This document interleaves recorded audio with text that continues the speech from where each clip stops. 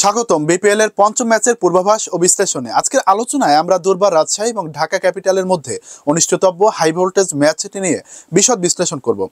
ম্যাচটি অনুষ্ঠিত হবে ঢাকার শেরেবাংলা জাতীয় স্টেডিয়ামে বৃহস্পতিবার দুপুর 1:30টায় শুরু হওয়া এই ম্যাচটি দুই দলের জন্য অত্যন্ত গুরুত্বপূর্ণ।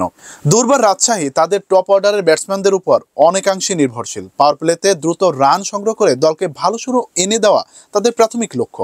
রাজশাহীর ওপেনাররা বড় শট খেলার দক্ষতা রাখে, যা পাওয়ার প্লেতে দলকে বাড়তি সুবিধা দিতে পারে। ইনিংসের মাঝামাঝি উইকেট ধরে রেখে দ্রুত রান তুলতে হবে।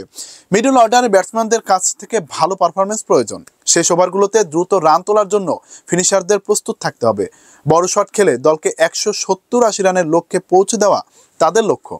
রাজশাহীর বোলিং ইউনিট প্রথম কয়েক ওভারে প্রতিপক্ষের ওপেনারদের দ্রুত আউট করা পেসারদের জন্য অত্যন্ত গুরুত্বপূর্ণ। মিডল ওভারগুলোতে রান রেট নিয়ন্ত্রণ করা এবং উইকেট তুলে নেওয়ার জন্য স্পিনাররা কার্যকর ভূমিকা পালন করতে পারে। শেষ ওভারগুলোতে সঠিক লাইন লেংথ এবং ভ্যারিয়েশন ব্যবহার করে রান আটকানোর দায়িত্ব থাকবে পেসার ও অলরাউন্ডারদের উপর। দুর্বার রাজশাহীর জন্য বড় চ্যালেঞ্জ হবে ধারাবাহিক পারফরমেন্স বজায় রাখা। ওপেনারদের থেকে ভালো সূচনা পেলে এবং মিডল ওভারে রান তোলার গতি ধরে রাখতে পারলে দল জয়ের পথে এগিয়ে যেতে পারে। ঢাকা ক্যাপিটালের শক্তিশালী ব্যাটিং লাইন আপ দলকে যে কোনো পরিস্থিতিতে ভালো পারফরমেন্সের আশ্বাস দেয়। তাদের ওপেনাররা আক্রমণাত্মক ব্যাটিং করার দক্ষতা রাখে, যা পাওয়ার প্লেতে বড় রান তুলতে সাহায্য করবে।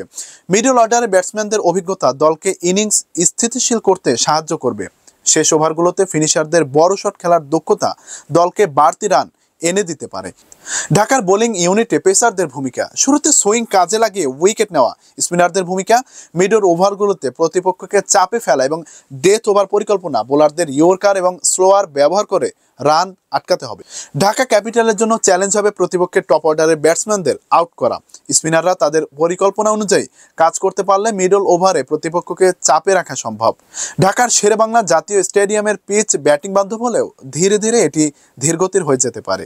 প্রথম ইনিংসে কয়েক ওভারে ব্যাটসম্যানরা সুবিধা পাবে, বল ব্যাটে ভালো আসবে, যা বড় শট খেলার জন্য সহায়ক।